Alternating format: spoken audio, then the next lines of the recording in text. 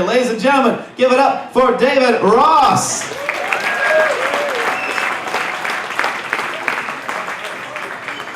All right, thank you, Adam. That's really, I appreciate the kind words. And if I could just take a minute before my time starts clicking here, how about giving it up one more time for Tom Truitt? What an amazing event. Tom, we love you. We appreciate you. All right, let's see if my slideshow is going to work here.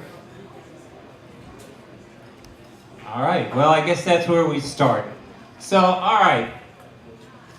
A lot of you know my name is David Ross. I'm the guy who in 1981 started Music Row magazine and sold it in 2008. I've written about and followed our industry for almost 4 decades. And during that time, I also created the Rofax pitch sheet, the country breakout secondary radio chart, and transformed the publication and its print roots into a digital success. Thank you. But our theme tonight is about the future. And that's what I came to talk about. I'm really here tonight to warn you about what I believe is a huge sinkhole. Just like that one. And it threatens to swallow our industry as streaming becomes the dominant distribution platform. Now, we all realize that streaming is the next big thing. I don't have to tell you that. But what's not being grasped is we're really going to have to start thinking outside the box as an industry, because we need a new business model. Something that respects digital technology, but will create a pool of revenue large enough to sustain our creative community. Thank you. So I know a lot of people say to me, well, won't this problem just fix itself? And I used to think, sure, yeah, of course it will. We've got so many brilliant people in this industry. I see some of them, I'm looking out right here. But you know what? I've come to believe now that what's going on really is that the people at the top who might really be able to affect change for us, they're the very people whose jobs depend upon the status quo. And I'm afraid what that means for us going forward is the change is not going to come from the top down. We're going to have to see it come from the bottom up. And that means you and me and all of us together. You know, you hear people say, well, why doesn't Spotify pay us more? Why doesn't Pandora pay us more? But I mean, you know, let's be reasonable here. They're already paying 70% of their entire revenue streams. And the truth is, those companies are losing their shirts. I mean, Spotify recently had to raise $1 billion just to stay in the game. I believe that the problem is we're simply not collecting enough revenue from paid subscribers. So I'm going to tell you, just for example, Kenny Chesney and the Rolling Stones. They were number 2 and 3 on Billboard's list a week or 2 ago of the top earners in 2015. They each earned about $40 million. Anybody want to take a guess on how much of that $40 million came to them in streaming? What percentage? 2 million. 25%? 0.5. Oh, we've got a student over here. All right, well, I'm glad I wasn't giving away a vacation somewhere or something, because that's exactly right. Can you imagine that? These guys earned $40 million, and all they got was 0.5% of that from streaming. And you know what? I don't know about you guys, but my songs are not as popular as Kenny's or the Rolling Stones. And most of us who are not in that position, what could we hope to make from it? Especially non-performing songwriters. And this town is full of people like that, and I really think we have to pay attention to that. All right, so I'm just going to run you through this really quickly and not even try to take you through this slide in detail, but the truth is, currently, we have about 20 million paid US streaming subscribers across all the streaming groups.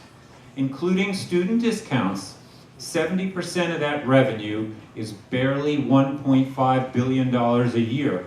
And that is way below our industry's $7 billion a year current size, again, in the US.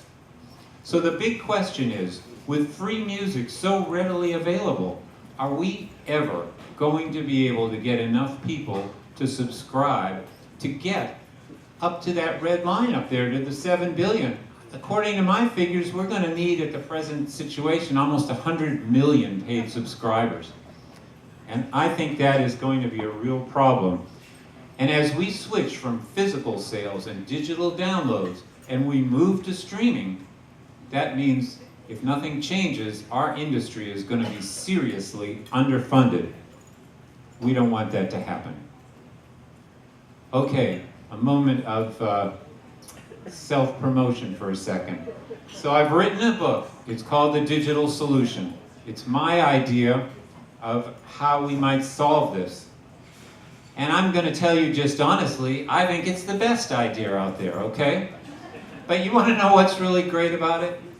What I find astounding, it's basically the only idea. I have yet to see anybody else come up with a really unique, different idea. And that's unacceptable for our industry. We need to start talking about this. People need to be putting their heads into this and coming up with ideas so we can take my ideas and other people's ideas and come up with the absolute best idea.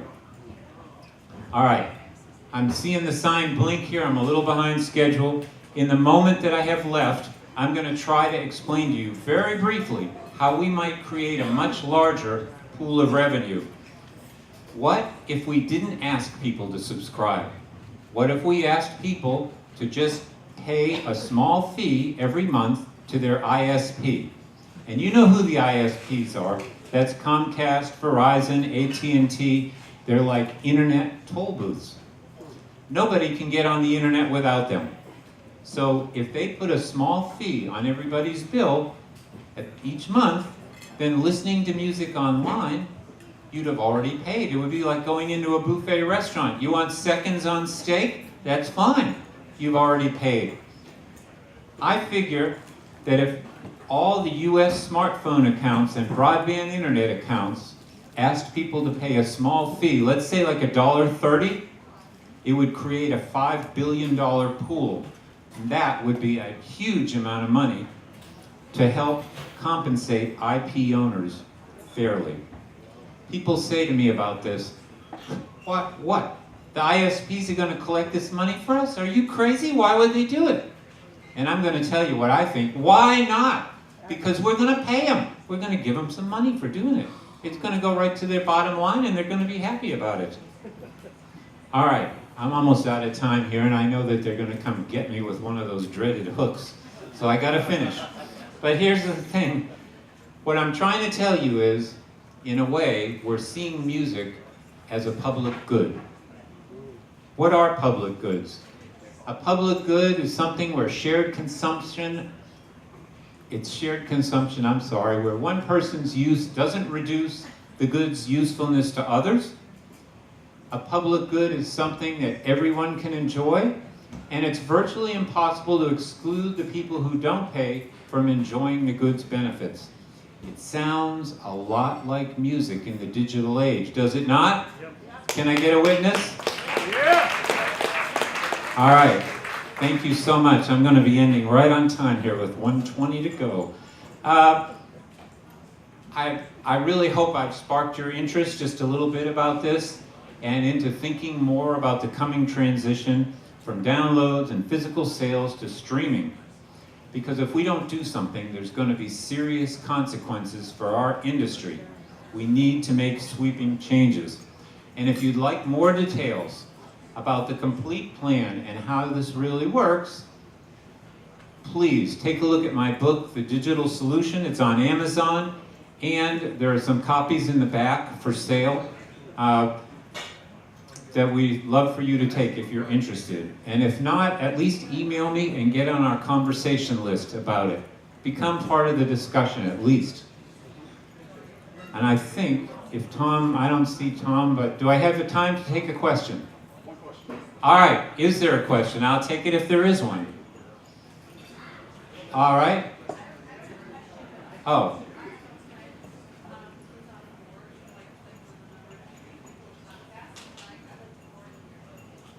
Okay, see me at the end, please, and we'll talk about that. Thank you so much. That's great. Is there a question? I can't see. It's like... Belt it out. Belt that out. Are you heading up this project yourself? Unofficially, because it's my book, so for the moment I'm heading it up, but I don't see this as like some big ownership thing. I'm not a publisher, I'm not an artist. I've been involved in this industry, it's been so good to me for my whole life.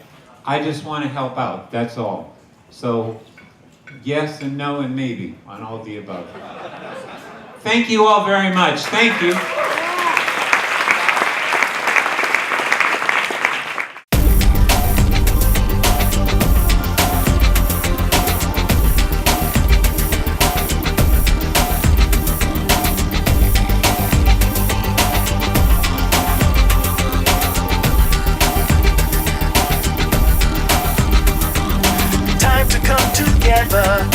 People everywhere, things are getting better. Who knew that it was here? If you got the patience, keep it open.